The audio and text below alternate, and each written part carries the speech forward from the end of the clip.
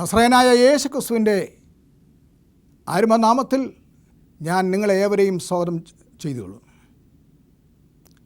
ദൈവത്തിൻ്റെ മാനപാത്രങ്ങൾ, ഇംഗ്ലീഷിൽ God's honoured vessels എന്ന പേരിൽ നിങ്ങൾക്കായി ഇവിടെ ഒരുക്കിയിരിക്കുന്ന ഈ വചന ശുശ്രൂഷയിലേക്ക് ഞാൻ ഒന്നുകൂടെ നിങ്ങളെ സധൈര്യം ക്ഷണിച്ചുകൊള്ളട്ടെ. വേദപുസ്തക ചരിത്രത്തിൽ ദൈവം ആദരിച്ച അനേകം വ്യക്തികളെക്കുറിച്ച് നാം പഠിക്കുന്നുണ്ട്. അപ്രകാരം ആദരിച്ച വ്യക്തികളിൽ ഒരു സുപ്രധാന പങ്ക് വഹിച്ച ഒരു വ്യക്തിയാണ് യാക്കോബ്. ആ യാക്കോബിനെ കുറിച്ചാണ് നമുക്ക് ഇന്ന് ചിന്തിപ്പാനുള്ളത്. പ്രിയ ദൈവമക്കളെ, ഇന്ന് ഞാൻ വചനം സംസാരിക്കുന്ന സമയത്ത് ദൈവത്തിൻ്റെ പരിശുദ്ധാത്മാവിൻ്റെ നടത്തിപ്പ്, പരിപാലനവും എന്നിലും അതുപോലെ നിങ്ങളിലും ഒരുപോലെ ഇരിക്കട്ടെ എന്ന് ആത്മാർത്ഥമായി ഞാൻ ആശംസിക്കുകയും പ്രാർത്ഥിക്കുകയും ചെയ്യുന്നു. തീർച്ചയായിട്ടും എല്ലാവർക്കും ഒരുമിച്ച് ആ ദൈവത്തിൻ്റെ അനുഗ്രഹമുണ്ടെങ്കിൽ, ആത്മാവിൻ്റെ നടത്തിപ്പുണ്ടെങ്കിൽ ഇന്നത്തെ വചന ശുശ്രൂഷയ്ക്ക് അർത്ഥമുണ്ടായിരിക്കും. നാം ഒരു പക്ഷെങ്കിൽ ഭൗതികമായി നാം ഒന്നുമില്ലാത്തവരായി വന്നെങ്കിൽ തന്നെയും, ആത്മീയമായി നാം പുറമുള്ളവരായി വന്നാൽ തന്നെയും, നാം പോകുന്ന സമയത്ത് തീർച്ചയായിട്ടും ഇവിടെ നിന്ന് ആത്മീയമായും ഭൗതികമായും അനുഗ്രഹിക്കപ്പെട്ടവരായി പോകാൻ തക്കോണം ദൈവത്തിൻ്റെ പ്രത്യേക നടത്തിപ്പ് ഉണ്ടായിരിക്കട്ടെ എന്ന് ഞാൻ വീണ്ടും ആശംസിക്കുന്നു. ദൈവം നമ്മളെ തീർച്ചയായിട്ടും ആ മാർഗ്ഗം നടത്തും എന്നുള്ളതിന് യാതൊരു സംശയമില്ല. പ്രിയ ദൈവമക്കളെ, സവിശേഷകരമായ അനേക സ്വഭാവ ഗുണങ്ങളുടെ ഒരു ഉടമ കൂടിയാണ് ഈ യാക്കോബ്. അദ്ദേഹത്തെക്കുറിച്ച് വേദപുസ്തകം നാം വായിക്കുന്ന സമയത്ത്, പ്രത്യേകിച്ച് ഉൽപ്പത്തിയുടെ പുസ്തകം 25-27 വായിക്കുന്ന സമയത്ത്, അവിടെ യാക്കോബിനെക്കുറിച്ച് നാം വായിക്കുന്ന സമയത്ത് അവൻ ഒരു സാധുശീലനും കൂടാരവാസിയുമായിരുന്നു എന്ന് നാം വായിക്കുന്നു. സാധുശീലൻ എന്നിവിടെ പറയുന്ന സമയത്ത് നല്ല ശാന്തമായ സ്വഭാവമുള്ള വ്യക്തിയായിട്ടാണ് നമ്മൾ കാണുന്നത്. സാധുവായിട്ട്, സൗമ്യനായിട്ട് ഉള്ള ഒരു വ്യക്തിയെയാണ് ഇവിടെ ചിത്രീകരിക്കുന്നത്. യാക്കോബിനെക്കുറിച്ച് നമ്മൾ നേരിട്ട് അറിയുന്ന സമയത്ത്, കുറച്ചുകൂടെ അടുത്ത് നാം അറിയുന്ന സമയത്ത് തീർച്ചയായിട്ടും അപ്രകാരമുള്ള ആ നല്ല ഒരു സർട്ടിഫിക്കറ്റിന് അതവന് നൽകേണ്ടത് ആവശ്യം തന്നെയാണ്, അത് പര്യാപ്തം തന്നെയാണ് എന്ന് നാം വ്യക്തമായി ആഗ്രഹിക്കുന്നുണ്ട്. അവൻ്റെ സ്വഭാവ വിശേഷതയെക്കുറിച്ച് ചിന്തിക്കുന്നത് ഏറ്റവും നല്ലത് തന്നെയായിരിക്കും. ഇനി നാം ചിന്തിക്കുന്ന സമയത്ത്, പ്രത്യേകിച്ച് ഉൽപ്പത്തിയുടെ പുസ്തകം 28-ാം അധ്യായത്തിലേക്ക് നിങ്ങളുടെ ശ്രദ്ധയെ ഞാൻ തിരിച്ചുവിടാൻ ആഗ്രഹിക്കുന്നു. 10 മുതൽ 12 വാക്യങ്ങൾ വായിക്കുന്ന സമയത്ത്, എന്നാൽ യാക്കോബ് ബേർശേബയിൽ നിന്ന് പുറപ്പെട്ട് ഹാരാനിലേക്ക് പോയി. അവൻ ഒരു സ്ഥലത്ത് എത്തിയപ്പോൾ സൂര്യൻ അസ്തമിക്കൊണ്ട് അവിടെ പാർത്തു എന്ന് പറയുന്നു. അവൻ ആ സ്ഥലത്തെ കല്ലുകളിൽ ഒന്നെടുത്ത് തലയണിയായി വെച്ച് അവിടെ കിടന്നുറങ്ങി. അവൻ ഒരു സ്വപ്നം കണ്ടു. പ്രിയ ദൈവമക്കളെ, ഇത് വായിക്കുന്ന സമയത്ത് യാക്കോബിനെ കുറിച്ച് ചിന്തിക്കുന്നത്, യാക്കോബിനെക്കുറിച്ച് നാം അടുത്തറിയേണ്ടത് മറ്റൊരു വിധത്തിലാണ്. അവൻ്റെ മറ്റൊരു സ്വഭാവം, യാക്കോബ് ദൈവഭക്തനായിരുന്നു എന്നുള്ളതാണ്. അവൻ മതഭക്തനും ആത്മീയമായി അധികം ചിന്തിക്കുന്നതിനും പ്രവർത്തിക്കുന്നതിനും ദൈവത്തിന് മുൻസ്ഥാനം കൊടുത്തുകൊണ്ട് ദൈവിക കാര്യങ്ങളിൽ അവന് എപ്പോഴും മുൻസ്ഥാനം നൽകുന്ന ഒരു വ്യക്തി ആയിരുന്നു യാക്കോബ് എന്ന് യാക്കോബിൻ്റെ കഥയെക്കുറിച്ച് നാം പഠിക്കുന്ന സമയത്ത്, ആ കഥയെ നമ്മൾ ഓർക്കുന്ന സമയത്ത് നമുക്ക് ഗ്രഹിപ്പാൻ തക്കണം കഴിയും. അവനിവിടെ ഒരു സ്വപ്നം കാണുന്നതായിട്ട് കാണുന്നു. ഹാരാനിലേക്ക് പോയ സമയത്താണ് അവൻ ഈ സ്വപ്നം കാണുന്നത്. ഇതാ ഭൂമിയിൽ വെച്ചിരിക്കുന്ന ഒരു കോവണി. അടുത്ത വാക്യങ്ങൾ ഞാൻ തുടർന്ന് വായിക്കുന്നു. അതിന് തല സ്വർഗത്തോളം എത്തിയിരുന്നു. ദൈവത്തിൻ്റെ ദൂതന്മാർ അതിന്മേൽ കൂടി കയറുകയും ഇറങ്ങുകയുമായിരുന്നു. അതിന്മീതെ യഹോവ നിന്ന് അരുളി ചെയ്തത്, ഞാൻ നിൻ്റെ പിതാവായ അബ്രഹാമിൻ്റെയും ഇസ്ഹാക്കിൻ്റെയും ദൈവമായ യഹോവയാകുന്നു. നീ കിടക്കുന്ന ഭൂമിയെ ഞാൻ നിനക്ക് നിൻ്റെ സന്തതിക്കും തരും. നിൻ്റെ സന്തതി ഭൂമിയിലെ പൊടി പോലെ ആകും. നീ പടിഞ്ഞാറോട്ടും കിഴക്കോട്ടും വടക്കോട്ടും തെക്കോട്ടും പരക്കും. നീ മുഖാന്തരവും നിന്റെ സന്തതി മുഖാന്തരവും ഭൂമിയിലെ സകല വംശങ്ങളും അനുഗ്രഹിക്കപ്പെടും. നീ പോകുന്നിടത്തൊക്കെയും നിന്നെ കാത്ത് ഈ രാജ്യത്തേക്ക് നിന്നെ മടക്കി വരുത്തും. ഞാൻ നിന്നെ കൈവിടാതെ നിന്നോട് അരുളി ചെയ്തത് നിവർത്തിക്കും. ദൈവത്തിന് സ്തോത്രം. എത്ര മനോഹരമായ ഒരു വാഗ്ദത്തം അവന് നൽകുന്നു. എത്ര മനോഹരമായ പ്രിയ ദൈവമക്കളെ, പ്രത്യാശയുടെ വചനങ്ങളാണ് ദൈവം അവന് നൽകുന്നത് നാം ഓർക്കുക. പിന്നീട് നാം വായിക്കുന്ന സമയത്ത് യാക്കോബ് അവൻ ഉറക്കം ഉണർന്നതിന് ശേഷം അവൻ പറയുന്നു, യഹോവ ഈ സ്ഥലത്തുണ്ട് സത്യം, ഞാനോ അത് അറിഞ്ഞില്ല. ദൈവത്തിൻ്റെ സ്തോത്രം. യഹോവ ഈ സ്ഥലത്തുണ്ട്, ഞാനോ അറിഞ്ഞില്ല എന്ന് യാക്കോബ് പറയുന്നു. പിന്നീട് അവൻ പറയുന്നത് അവൻ ഭയപ്പെട്ടു. ഈ സ്ഥലം എത്ര ഭയങ്കരം! ഇത് ദൈവത്തിൻ്റെ ആലയമല്ലാതെ മറ്റൊന്നല്ല, ഇത് സ്വർഗത്തിൻ്റെ വാതിൽ തന്നെ എന്ന് പറഞ്ഞു. ദൈവത്തിന് സ്തോത്രം. ഈ സ്ഥലം എത്ര ഭയങ്കരം എന്ന് പറയുന്നു. പ്രിയ സഹോദര, പ്രിയ സഹോദരി, ദൈവത്തിൻ്റെ സാന്നിധ്യം എവിടെയുണ്ടോ ആ സ്ഥലം എത്ര ഭയങ്കരമായിരിക്കും എന്ന് ചിന്തിക്കുക. മോശ സീനായി പർവ്വതത്തിലായിരുന്ന സമയത്ത് ദൈവത്തിൻ്റെ സാന്നിധ്യം മോശ അനുഭവപ്പെടുകയും ദൈവം അവൻ ദൈവത്തിനോട് അടുക്കിലേക്ക് നടന്നു ചെല്ലുന്ന സമയത്ത്, ഹല്ലേലൂയ, ദൈവത്തിന് സ്തോത്രം, ദൈവം പറഞ്ഞു, മോശേ, നീ എൻ്റെ അടുക്കിലേക്ക് ഇനി അല്പം കൂടെ നടന്നും എൻ്റെ സാന്നിധ്യത്തിലേക്ക് അടുക്കിലേക്ക് വരരുത്.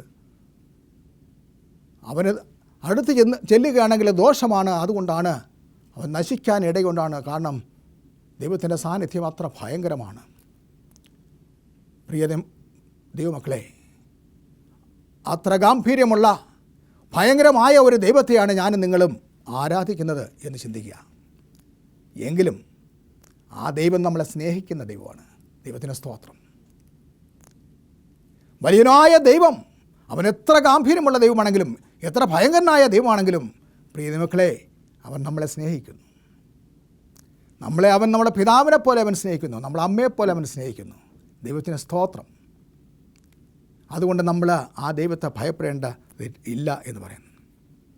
പിന്നീട് അവൻ പറയുന്നത്, യാക്കോബിന് ഒരു നേർച്ച നേർന്നു. 20-ാം വാക്യം, ഉൽപ്പത്തി 28 ഞാൻ വായിക്കുന്നത്. 20-ാം വാക്യം വരെ വായിക്കുന്ന സമയത്ത്, ദൈവം എന്നോടുകൂടെ ഇരിക്കുകയും ഞാൻ പോകുന്ന ഈ യാത്രയിൽ എന്നെ കാക്കുകയും ഭക്ഷിപ്പാൻ ആഹാരവും ധരിപ്പാൻ വസ്ത്രവും എനിക്ക് തരികയും എന്നെ എൻ്റെ അപ്പൻ്റെ അടുക്കലേക്ക് മടക്കി വരുത്തുകയും ചെയ്യുമെങ്കിൽ, ഹല്ലേലൂയ, ദൈവത്തിന് സ്തോത്രം, യഹോവ എനിക്ക് ദൈവമായിരിക്കും. ഞാൻ തൂണായി നിർത്തിയ ഈ കല്ല് ദൈവത്തിൻ്റെ ആലയവും ആകും. നീ എനിക്ക് തരുന്ന സകലത്തിലും ഞാൻ നിനക്ക് ദശാംശം തരും എന്ന് പറഞ്ഞു. ദൈവത്തിന് സ്തോത്രം. എത്ര മനോഹരമായ ഒരു വ്യത്യാസം! എത്ര മനോഹരമായ, എത്രമാത്രം നമ്മൾ ചിന്തിക്കുന്ന വിധത്തിൽ ഉള്ള ഒരു മാനസാന്തരമാണ് ദൈവത്തിൻ്റെ സാന്നിധ്യമേറ്റ സമയത്ത് ഇവിടെ യാക്കോബിന് ഉണ്ടാകുന്നത് എന്ന് നാം ചിന്തിക്കുക. അവനാകെ മാറിയിരിക്കുന്നു. പൂർണ്ണമായൊരു മാറ്റം, അവൻ്റെ ഹൃദയത്തിനൊരു വലിയ മാറ്റം വന്നിരിക്കുന്നു. അവൻ പറഞ്ഞു, അവൻ ഒരു നേർച്ച നേരുന്നതായിട്ടാണ് ഇവിടെ പറയുന്നത്. പ്രിയ ദൈവമക്കളെ, ദൈവത്തിൻ്റെ സാന്നിധ്യം എനിക്കും നിങ്ങൾക്കും ഉണ്ടാകുന്ന സമയത്ത് അപ്രകാരം നമുക്ക് നമ്മുടെ ഹൃദയത്തിന്, നമ്മുടെ ജീവിതത്തിനാകമാനം ഒരു മാറ്റം ഉണ്ടാകുകയില്ലയോ ചിന്തിക്കുക. ദൈവത്തിൻ്റെ പരിശുദ്ധാത്മാവ് നമ്മുടെ ഹൃദയത്തിലുണ്ടെങ്കിൽ തീർച്ചയായിട്ടും കല്ലുപോലെ കഠിനമായ ഹൃദയമായിരുന്നാൽ പോലും ദൈവം അതിനെ ഉടച്ച് വാർത്ത് അതിനെ വളരെ മൃദുലമാക്കി തീർക്കും എന്ന് വേദപുസ്തകത്തിൽ നിന്നും നമുക്ക് ഗ്രഹിക്കാൻ കഴിയും. എത്ര കഠിന ഹൃദയമായിരുന്ന തന്നെയും പ്രിയ ദൈവമക്കളെ, സ്നേഹവനായ ദൈവത്തിൻ്റെ ഒരല്പ ലാഞ്ചന, അല്പസാമീപ്യം മതി ഞാനെന്നുള്ള ആ ഭാവങ്ങളെല്ലാം മാറ്റി എൻ്റെ യേശുവിൻ്റെ ആയി മാറുവാൻ തക്കവണ്ണം എൻ്റെ ദൈവത്തിൻ്റേതായി മാറുന്നു കാണാം. എത്ര മനോഹരമായൊരു ചിന്തയാണല്ലേ. അപ്രകാരമുള്ളൊരു ചിന്തയിലേക്ക്, അപ്രകാരമുള്ളൊരു ആ ചിന്തയിലേക്ക് നമുക്ക് കടന്നു പോകാം. പിന്നീട് യാക്കോബിനെക്കുറിച്ച് ചിന്തിക്കുന്ന സമയത്ത് അവന് ഒരു വലിയ പ്രാർത്ഥനാ മനുഷ്യനായിരുന്നു എന്ന് കാണുന്നു. ഉൽപ്പത്തിയുടെ പുസ്തകം 32-ാം അധ്യായം 8 മുതൽ 9 വരെയുള്ള വാക്യങ്ങൾ വായിക്കുന്ന സമയത്ത് അവിടെ യാക്കോബ് പ്രാർത്ഥിക്കുന്നതായിട്ട് കാണുന്നത് കഴിയുന്നു. ഞാനത് വായിക്കുന്നു. ദൂതന്മാർ യാക്കോബിൻ്റെ അടുക്കൽ മടങ്ങി വന്നു. ഞങ്ങൾ നിൻ്റെ സഹോദരനായ ഏശാവിൻ്റെ അടുക്കൽ പോയി വന്നു. അവൻ 400 ആളുമായി നിന്നെ എതിരേൽപ്പാൻ വരുന്നു എന്ന് പറഞ്ഞു. അപ്പോൾ യാക്കോബ് ഏറ്റവും ഭ്രമിച്ചു ഭയവശനായി. തന്നോടുകൂടെ ഉണ്ടായിരുന്ന ജനത്തെയും ആടുകളെയും കന്നുകാലികളെയും ഒട്ടകങ്ങളെയും 2 കൂട്ടമായി വിഭാഗിച്ചു. ഏശാവ് ഒരു കൂട്ടത്തിൻ്റെ നേരെ വന്ന് അതിനെ നശിപ്പിച്ചാൽ മറ്റേ കൂട്ടത്തിന് ഓടിപ്പോകാമല്ലോ എന്ന് പറഞ്ഞു. പിന്നെ യാക്കോബ് പ്രാർത്ഥിച്ചത്, എൻ്റെ പിതാവായ അബ്രഹാമിൻ്റെയും ദൈവവും എൻ്റെ പിതാവായ ഇസഹാക്കിൻ്റെ ദൈവവുമായുള്ളവേ, നിൻ്റെ ദേശത്തേക്കും നിൻ്റെ ചാർച്ചക്കാരുടെ അടുക്കലേക്കും മടങ്ങിപ്പോക. ഞാൻ നിനക്ക് നന്മ ചെയ്യുമെന്ന് എന്നോട് അരുളി ചെയ്ത യഹോവേ, അടിയനോട് കാണിച്ചിരിക്കുന്ന സകല ദയയ്ക്കും സകല വിശ്വസ്തതയ്ക്കും ഞാൻ അപാത്രമത്രേ എന്ന് പറയുന്നു. ഞാൻ 10-ാമത്തെ വാക്യം കൂടെ വായിക്കുന്നു. ഒരു വഴിയോടുകൂടെ മാത്രമല്ലോ ഞാൻ ഈ യോർദാൻ കടക്കുന്നത്, ഇപ്പോഴോ ഞാൻ 2 കൂട്ടമായി തീർന്നിരിക്കുന്നു എന്ന് പറഞ്ഞു. വീണ്ടും ഒരു വാക്യം കൂടെ 11-ാമത്തെ വാക്യം വായിക്കുമ്പോൾ, എൻ്റെ സഹോദരനായ ഏശാവിൻ്റെ കയ്യിൽ നിന്ന് എന്നെ രക്ഷിക്കണമേ, പക്ഷേ അവൻ വന്ന് എന്നെയും മക്കളോടുകൂടെ തള്ളുകയും നശിപ്പിക്കും എന്ന് ഞാൻ ഭയപ്പെടുന്നു എന്ന് പറഞ്ഞു. ദൈവത്തിന് സ്തോത്രം. പ്രിയ മക്കളെ, അവന് പ്രാർത്ഥിക്കേണ്ട ഒരാവശ്യം അവിടെ വരുന്നു. ഏശാവിനെ അവൻ ഭയപ്പെടുന്നു. കാരണം ഏശാവിനെ ഒരിക്കൽ വഞ്ചിച്ചതുകൊണ്ട് അവന് ഏശാവിനെ ഭയപ്പെട്ടേ മതിയാവൂ. പ്രിയ ദൈവമക്കളെ, നാം ആരെങ്കിലും വഞ്ചിച്ചിട്ടുണ്ടെങ്കിൽ അവർ എപ്പോഴും നമുക്ക് ഒരു പേടി സ്വപ്നമായി മാറും. അത് നമ്മുടെ ജീവിതത്തിൽ നമ്മൾ മനസ്സിലാക്കുന്നുണ്ട്. നാം അങ്ങനെ നമ്മുടെ സമസൃഷ്ടങ്ങളെ വഞ്ചിക്കാൻ തക്കവണ്ണം നമുക്ക് കഴിയുമോ? അങ്ങനെ നമ്മൾ ചെയ്യുന്നത് ശരിയാണോ? ഒരിക്കലും പാടില്ല. അവനവൻ്റെ സ്വന്തം സഹോദരനെ വഞ്ചിച്ചു എന്ന് കാണുന്നു. അത് പിന്നീട് വലിയ കണിയായി അവൻ മാറി എന്ന് നാം കാണുന്നു. അവൻ ദൈവത്തോട് പ്രാർത്ഥിക്കുന്നു. ദൈവത്തിന് സ്തോത്രം. ദൈവം അവൻ്റെ പ്രാർത്ഥന കേട്ടു. ഏശാവ് അവനെ സ്വീകരിക്കുന്നതായിട്ട് കാണുന്നു. ഏശാവ് ഒരു സ്നേഹിതനെ പോലെ അവനോട് പെരുമാറുന്നതായിട്ട് കാണുന്നു. ദൈവം അത് ആക്കി തീർത്തു. ദൈവത്തിന് സ്തോത്രം. ദൈവം നമ്മളെ അനുഗ്രഹിക്കുന്ന സമയത്ത്, നമ്മളോട് കരുണ കാണിക്കുന്ന സമയത്ത് ദൈവം തീർച്ചയായിട്ടും നമ്മളോട് അപ്രകാരമായിരിക്കും എല്ലാ കാര്യത്തിലും നമ്മളെ നടത്തുന്നത്. ദൈവത്തിന് സ്തോത്രം. പ്രിയ മക്കളെ, പിന്നീട് യാക്കോബിനെക്കുറിച്ച് ചിന്തിക്കുന്ന സമയത്ത് അവൻ ഒരു വിശ്വാസ വീരനായിരുന്നു എന്ന് കാണുന്നു. എബ്രായർക്ക് എഴുതിയ ലേഖനം 11-ാം അധ്യായത്തിൽ നാം നോക്കുന്ന സമയത്ത് അവിടെ 11-21 വാക്യം അവിടെ വായിക്കുന്ന സമയത്ത്, വിശ്വാസത്താൽ യാക്കോബ് മരണകാലത്തിങ്കൽ യോസെഫിൻ്റെ മക്കളെ ഇരുവരെയും അനുഗ്രഹിക്കുകയും തൻ്റെ വടിയുടെ അറ്റത്ത് ചാരിക്കൊണ്ട് നമസ്കരിക്കുകയും ചെയ്തു എന്ന് പറഞ്ഞു. വിശ്വാസത്താൽ യാക്കോബ് യോസെഫിൻ്റെ മക്കളെ അനുഗ്രഹിക്കുന്നതായിട്ട് കാണുന്നു. ദൈവത്തിന് സ്തോത്രം. ഹല്ലേലൂയ. ദൈവത്തിന് സ്തോത്രം. പ്രിയ മക്കളെ, യാക്കോബ് അവൻ അനുഗ്രഹിക്കുന്ന ആ അവസ്ഥ, അവൻ്റെ ജീവിതത്തിൻ്റെ അവസാനം വരുന്ന സമയത്ത് ദൈവം അവന് ആശ്വാസവും സമാധാനം നൽകുന്നു. ഒരു കാലത്ത് അവൻ്റെ സ്വന്തം ജനത്തെ, സ്വന്തം സൗരങ്ങളെ അവൻ ഭയപ്പെട്ടുവെങ്കിൽ തന്നെയും ഇപ്പോഴ് ആശ്വാസമുള്ള ഒരു ജീവിത അന്ത്യത്തോട് അടുക്കുന്ന ദിവസങ്ങളാണ് ദൈവം അവന് നൽകിയത്. ദൈവത്തിന് സ്തോത്രം. നമ്മളും അപ്രകാരം തന്നെ നമ്മുടെ പ്രവൃത്തികൾ നമ്മൾ നേരെയാക്കുമെങ്കിൽ നമ്മുടെ ജീവിതാന്ത്യത്തിലേക്കൊക്കെ കടക്കുന്ന സമയത്ത്, പ്രിയ ദൈവമക്കളെ, നമുക്കും അപ്രകാരം സമാധാനമുള്ള ഹൃദയത്തോടുകൂടെ നമ്മുടെ കാര്യങ്ങൾ കഴിക്കാൻ തക്കണം കഴിയും. പിന്നീട് നാം വായിക്കുന്ന സമയത്ത്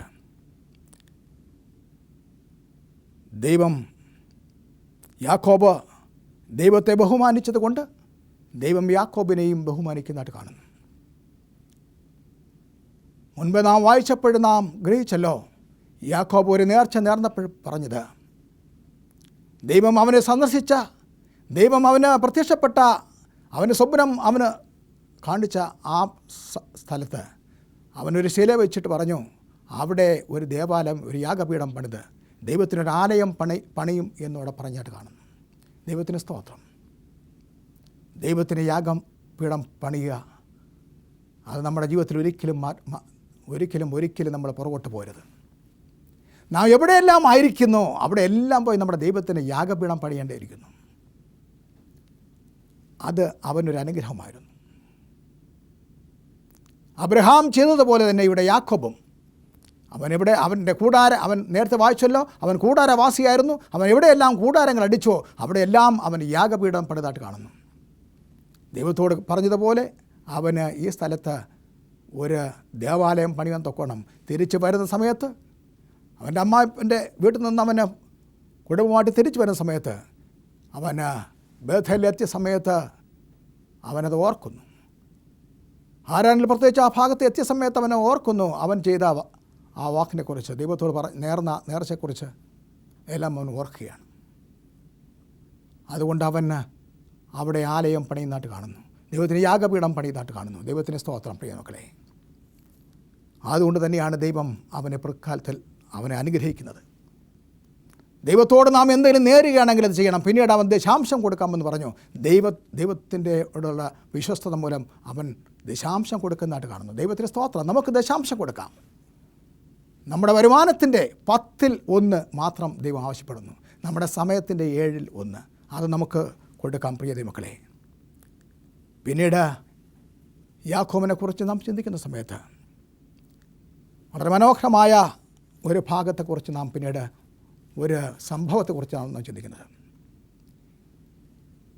യാക്കോബ് ദൈവമായിട്ട് മല്ലിടുന്ന ഒരു അനുഭവം. ഉൽപ്പത്തിയുടെ പുസ്തകം 32-ാം അധ്യായം 22 മുതലുള്ള വാക്യങ്ങൾ താഴോട്ട് വായിക്കുന്ന സമയത്ത് വളരെ വ്യക്തമായി ആ ഭാഗങ്ങളെല്ലാം അവിടെ പറഞ്ഞിരിക്കുന്നു. രാത്രിയിൽ അവൻ എഴുന്നേറ്റ് തൻ്റെ 2 ഭാര്യമാരെയും 2 ദാസിമാരെയും 11 പുത്രന്മാരെയും കൂട്ടി യാക്കോബ് കടവ് കടന്നു. അങ്ങനെ അവൻ അവരെ കൂട്ടി ആറ്റിനരികെ കടത്തി തനിക്കുള്ളതൊക്കെയും അക്കരെ കടത്തിയ ശേഷം യാക്കോബ് തനിയെ ശേഷിച്ചു. അപ്പോൾ ഒരു പുരുഷൻ ഉഷസ്സാകുവോളം അവനോട് മല്ല് പിടിച്ചു എന്ന് പറയുന്നു.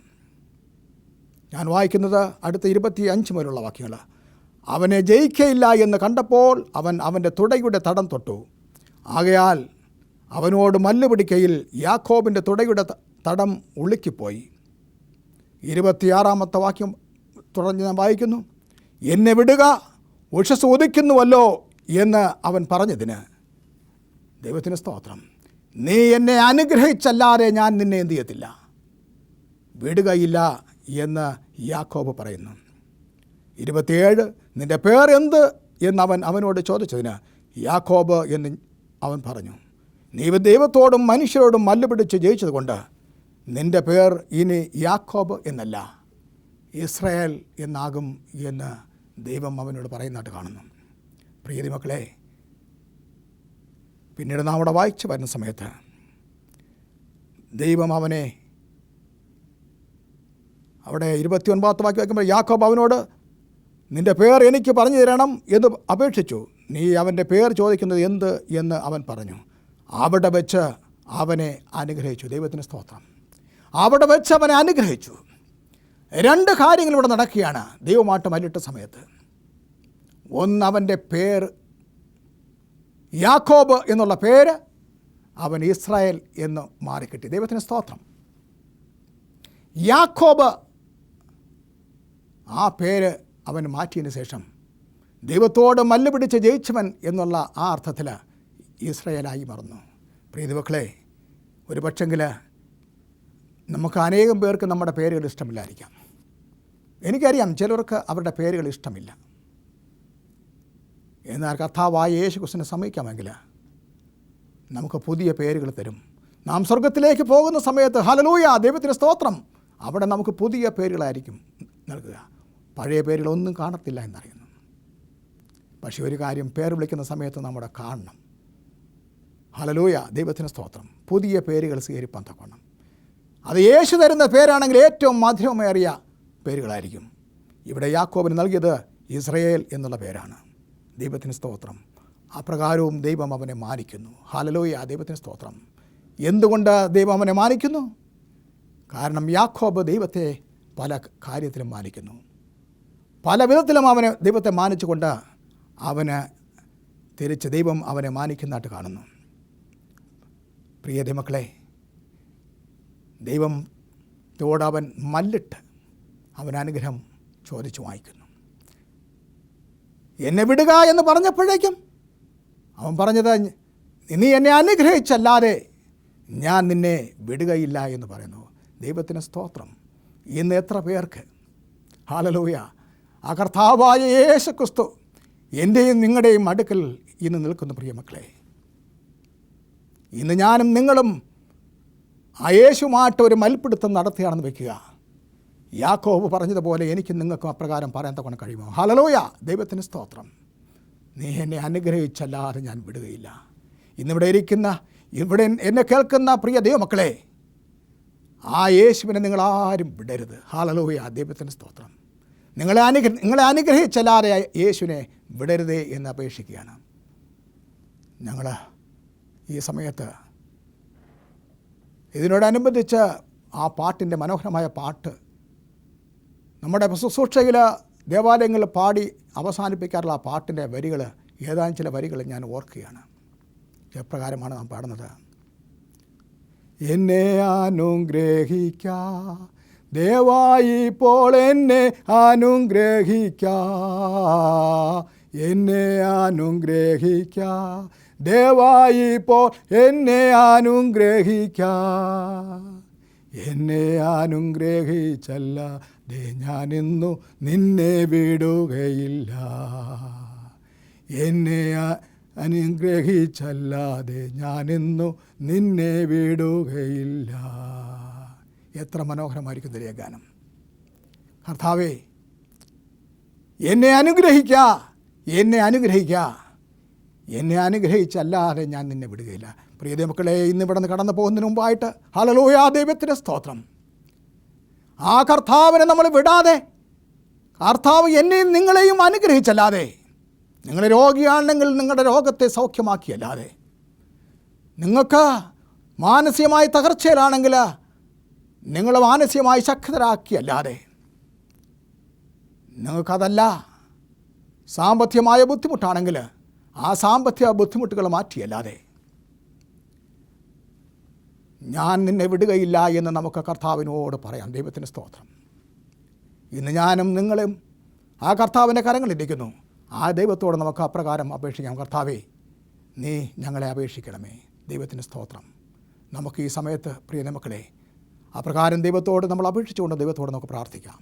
ഒരു വാക്ക് നമുക്കെല്ലാവർക്കും കണ്ണുകളടച്ച് പ്രാർത്ഥിക്കാം. സ്നേഹവനായ ദൈവമേ, സ്വർഗസ്ഥ പിതാവേ, അബ്രഹാമിൻ്റെയും ഇസ്ഹാക്കിൻ്റെയും യാക്കോബിൻ്റെയും ദൈവമായ കർത്താവേ, ഇന്ന് ഞങ്ങളുടെ മധ്യേ എഴുന്നള്ളണമേ എന്ന് പ്രാർത്ഥിക്കുന്നു. അങ്ങയുടെ സാന്നിധ്യം ഞങ്ങളുടെ മധ്യ ഉണ്ടെന്ന് അറിയാം. കർത്താവേ, യാക്കോബിനെ അനുഗ്രഹിച്ചതുപോലെ, യാക്കോബിനെ വഴി നടത്തിയതുപോലെ എൻ്റെ യേശു ഞങ്ങളെ വഴി നടത്തണമേ എന്ന് പ്രാർത്ഥിക്കുന്നു. ഞങ്ങളെ അനുഗ്രഹിക്കണമേ. ഞങ്ങളെ അനുഗ്രഹിച്ചല്ലാതെ ഞങ്ങളെ വിടരുതേ എന്ന് പ്രാർത്ഥിക്കുന്നു. അങ്ങനെ അനുഗ്രഹിച്ചവരായി തീർന്ന് അവസാനം ഞങ്ങളുടെ രക്ഷനായ യേശു മേഘാടനായ സമയത്ത് ആ നിത്യരാജ്യങ്ങളിലേക്ക് അങ്ങനെ നിത്യരാജ്യത്ത് തന്നെ കർത്താവേ എന്നേക്കുമായി എടുക്കപ്പെടുന്നവരുടെ കൂട്ടത്തിൽ, ആ നിത്യജീവനായി എടുക്കപ്പെടുന്നവരുടെ കൂട്ടത്തിൽ ഞങ്ങൾ ഏവരും കാണാനുള്ള സൗഭാഗ്യം തന്നമേ. യേശു നാമത്തിൽ അപേക്ഷിക്കുന്ന കൃപ എടുക്കണം. സ്വർഗ്ഗസ്ഥ പിതാവേ, ആമേൻ.